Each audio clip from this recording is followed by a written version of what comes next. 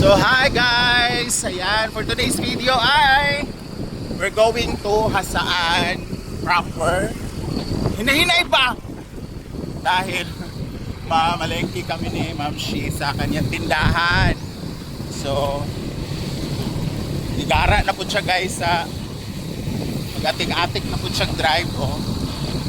Hinay pa kay mga lasing na yung nasa unahan. Parang mga yan o. Grabe, ganda ng driver ko, no? Laligo pa yan. Pagara. Hindi man tayo punta. So, may daldala kami kaldero kasi nga, di ba, nag-order sila ang hinaguan kahapon ng mga ulam. So ngayon pa lang dadalhin yung mga pinaglalagyan. So tara, let's G. Ala! Ayan na nga guys, ihatid muna namin itong mga kaldero dito sa dito sa sa tindahan ni Ma'am Shi kasi mahirap pamalengke na bit ano to, may pa doon sa likod. Diyos ko, wala kasing pasok ngayon, diba, kasi Chinese New Year. So Kongay Pachoy! yeah, so ito na yung bakit wala na yung ganon, pinatanggal mo? Kasi nga yung para pag hindi ka mauntog.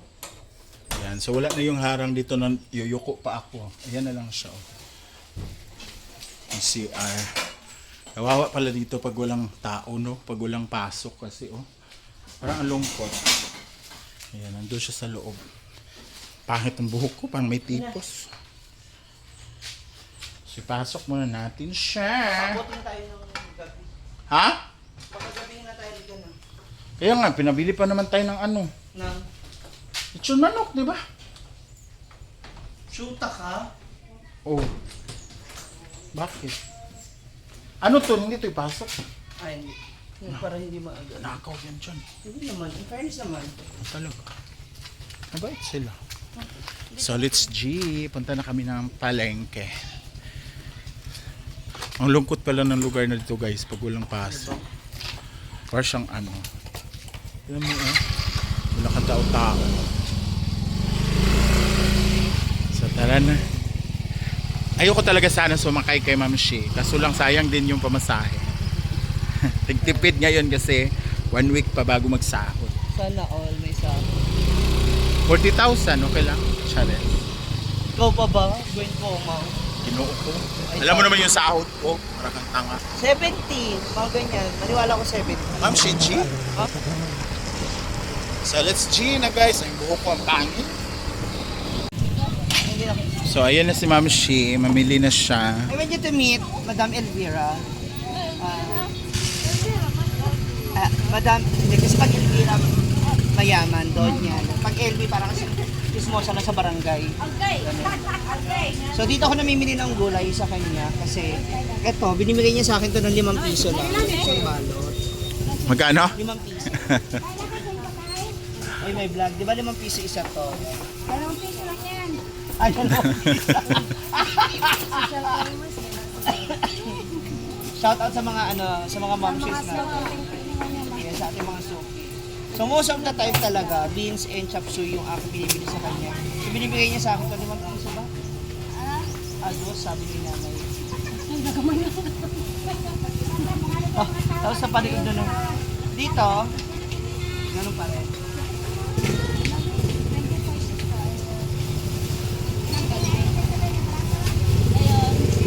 Tapos yung para sa pansit. Ba't ayaw mong may pansit na? Ay nako! Pag-hi ba? Asan ka? Ha? Makagikan. Kagikan. Laag. Laagan man ka, uy. Kasi nga, sabi ko wala pasok kinabukasan. Nangita na sa kag-uyab, no? Yung mga ganitong yung mga ganito, hindi naman to talaga sila actually. Kumbaga sa Bugbog. parang gano'n lang siya. Pero pwede mo pa siya magamit para sa food. Medyo makakalis yun. Wow pa. Wait lang. Ano pa te? Ano pa bibilin mo? I also have Salad ka, te? Magkano ito? 1/4? 1/4? Ate, 1/4 yung dalawa? 1/4 o tigwam?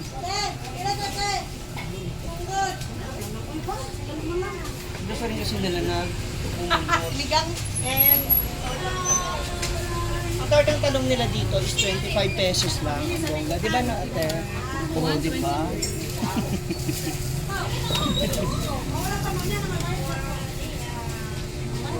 Sa pagpili ng talong daw, make sure na matigas siya kung itotorta mo siya. Kahit naman sa talong sa ano, dapat matigas din. Alam mo yung lupay-pay, hindi mo magustuhan. Hindi, okay din naman yung wag masyadong matigas. Alam mo yun. Ang galing mo maghawak ng talong, Ma'am Shi. Diba? Pili ko Parang sukat na sukat sa daliri mo. Tsaka lahat guys. Wala pa kwarta, Jill. Balik lang sa sweldo, Jill. Ang Jill, oy. Ato la inda ugma, mga kwarta inda, dagang kwarta inda. Di pwede na laag kay na may tulay, pwede na makaagi. Oo. Dili naman baha. Ato to di ba? Ato inda mga ka 200 inda ugma. Igna si Inda oh, igna Inda. Ato ko hinaguan Inda. Igna si Inda.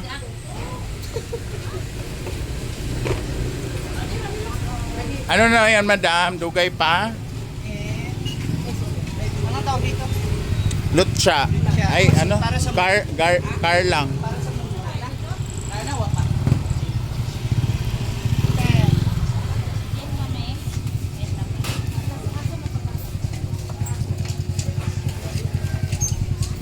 Kaya, syempre, kuha na rin tayo na.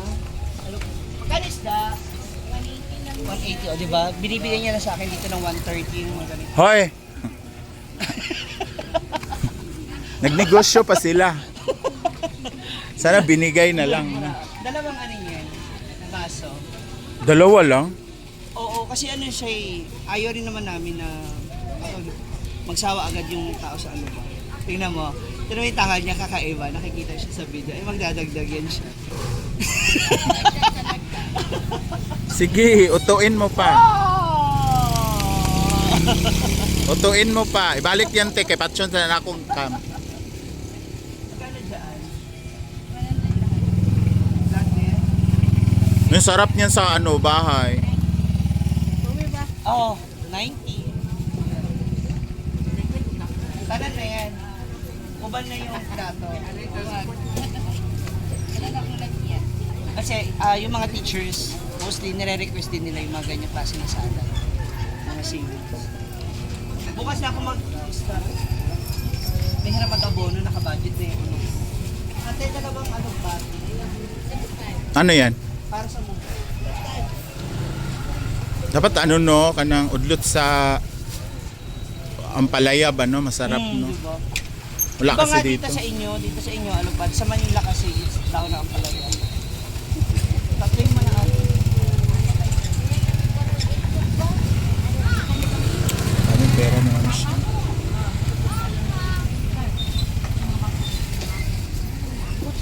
Nabayad na ka? Oo, kayo. Ah. Ha, pag-sure ba? I love you, Tamba. Thank you so much. Bait na yung ate, no? Actually, masarap to sa ano? Sa Prito. ihaw. Diba ihaw? Pwede Tapos prito. May kamatis, toyo. Ay. Papala mo na naman. Thank you, ate. Oh. Thank you po. Kami, okay na ako ah. So, dito naman tayo sa mga manok at karne. I want you to meet Maria, Lenora, ay! And si Teresa. Sila ang mga manika ng Triple E. Ayan. Sila Maria, Leonora, Teresa. Leonora. Si Maria, Leonora, Teresa. Pero mga manika yun sa ano, horror. Ganun na nga, mga manika sila. So, hindi yung mga meat. Ano niya? Teresa, Leonora. Pero since, dun tayo sa likod mamimili ng mga, si Dudo. Ano? Power on. Go. I also put some atay sa baboy. Para sa... Pang-ulam din tomorrow.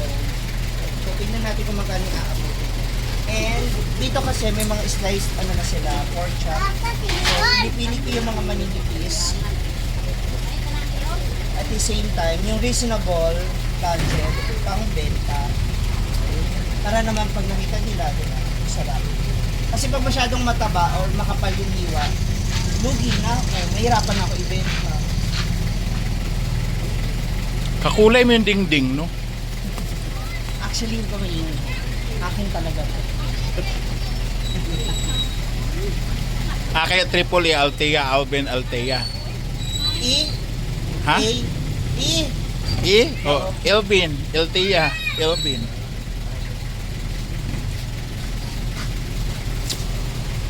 And, kasi dito na rin kami kumukuha ng panglauya. Ay, nagugas ako ng kamay na bago ako mamili.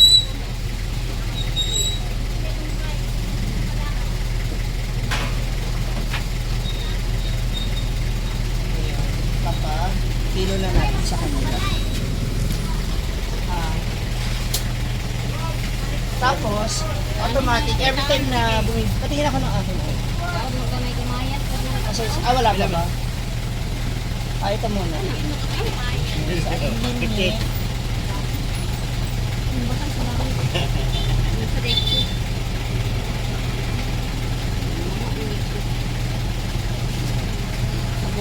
Ilang?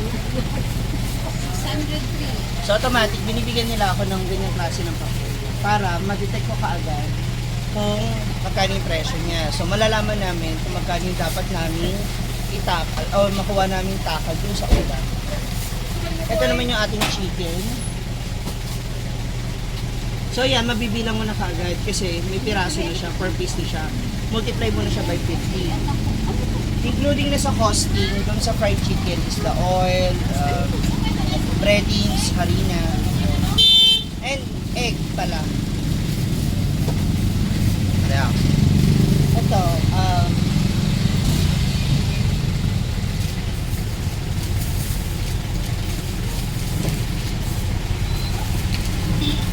and atay. So hindi ko dinadamihan pa para hindi sila mag-contrast ng minuto. Limitado. At least meron ako may ibang pila.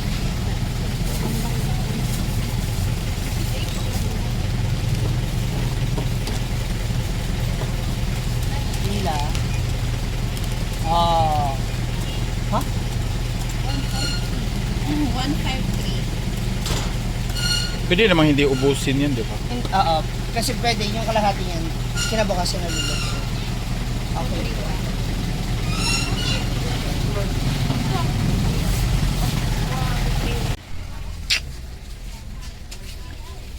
Ano yan? We have oil and harina. Kasi may mga breadings na ako din. So, ipandadagdag lang.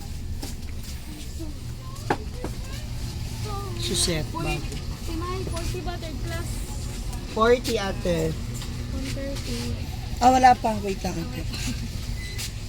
So eto na guys, nandito na kami. Ablis, nagtarong be. Kapoy ba, nagyoko-yoko eh. Alam mo, yung buko. alam mo naman matangkad ako. Ha? O ikaw kunti lang nilamang ayan na agad. Hindi mo lang talaga kaya kasi matanda ka. Hindi, masakit. Nag-pickles ball kasi ako. So ayan na. Iba Bitbitin mo na. Yan. Ang lakas ni Ma'am Shi. Pukugan. So after that, syempre, dapat diretso na siya mahugasan dahil lalagay pa siya sa ref. Especially yung mga gulay. Hindi yung karne ha. Ay, gulay yung karne. Tsaka mga So ganyan ka-busy si Ma'am Shi everyday. kapag ako'y namamalengke talaga. Yan. So homemade pala yung lumpia mo. Yes. Kasi mas mura. Para sa mga bata, no? Ay! Aray. Sakit ng tuhod ko sa pickleball, eh.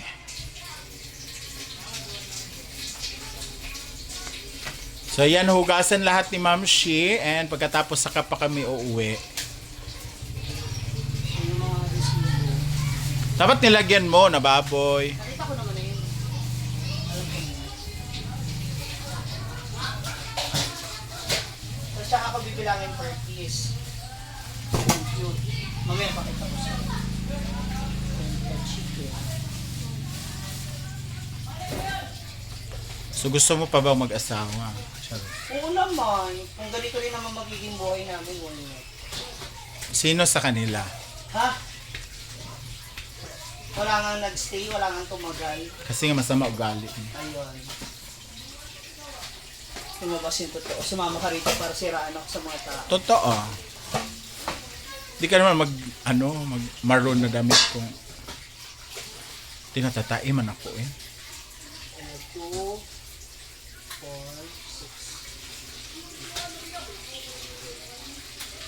6. So babalik tayo guys after ni mahugasan.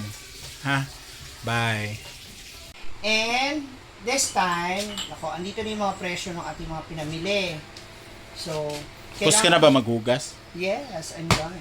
So ngayon, ililista na natin yung mga menu for tomorrow. So syempre yung rice. Yung 6 na kilo ng rice na yun is umaabot siya ng hanggang 50 to 60 na takal. Including na din yung kinakain Kinakain. namin. Oo. So sa 60 times 50 na rice, kada takal. Yung fried chicken natin is 18 pieces siya times 50 pesos. Yung leeg ay umabot siya ng 40 pieces times 20. So, ganyan siya. Sa atay, menudo, etc. Atay, ano pa ba yung Baguio beans, chop suey, ano ba yung pork chop, Talong. ayan, torta, Katong hipon. Alam? maranay, and meatballs. May meatballs pa ako, tsaka lumpia. So, 1, 2, 3, 4, 5, 6, 7, 8, 9, 10, 11, 12 kaputahe ang meron ako naka-display. Iba pa yung nauya ko pala. So, eto, dito pa lang, makikita ko na kaagad kung magkano yung estimated namin income for tomorrow. So, kunyari, lumabas siya ng 8,000 or 9,000. So, automatic, mababawasan pa yung 9,000 na yun. Estimated lang naman yung sabihin mo mga 8,000 plus. Kasi kakain kami. So, open naman sila rito to eat anything. Kahit anong kainin nila. Kahit kainin yung pork chop, kumain ka ng menudo, bahala kayo. Kaya lang, nangyayari kasi, tsaka kami kumakain after ng lunch break nila. So, kung ano yung ibang mga matitira mga ulam, yun ang ulam. So, kumain na yung mga tao, sinipalit na namin mga ulam, makakaipo kami ng menudo, yun ang ulam namin. Diba? Mga buto-buto na lang. Ganon, sabaw-sabaw. Kami mali aso. Hindi, ayun. So, ay, may isda pa pala. Diba?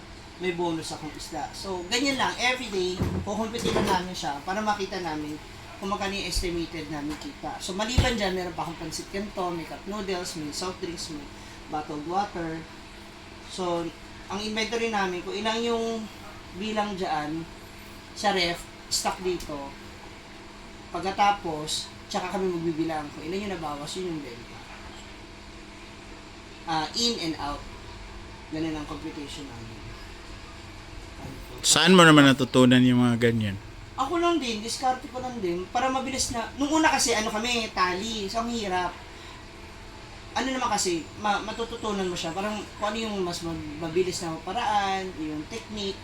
Yung iba nagsasuggest yung mga ibang followers, yun. Canton, coffee, ano ba yung papers.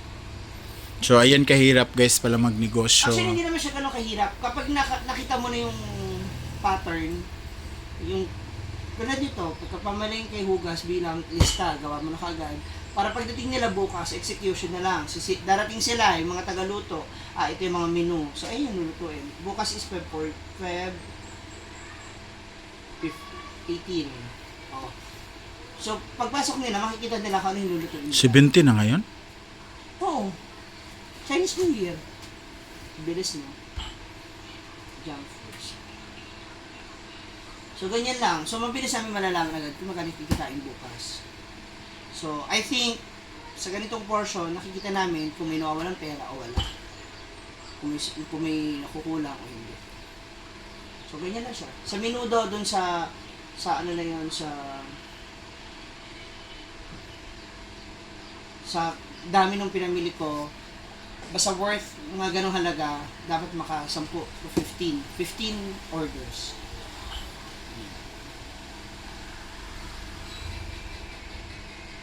Patay is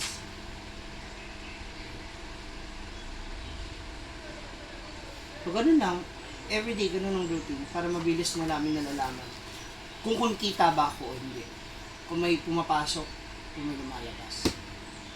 So, ayun na nga guys, nalaman natin ang sekreto ni Ma'am Shi na hindi pa talaga siya maganda. Ha? Oo. And maraming salamat for watching. So, ayan na. Nag-compute na siya kung magkano kikitain bukas. And pauwi na rin kami kasi inutusan pa kami magbili ng hapunan. So, thank you so much guys for watching and see you on my next vlog. Bye!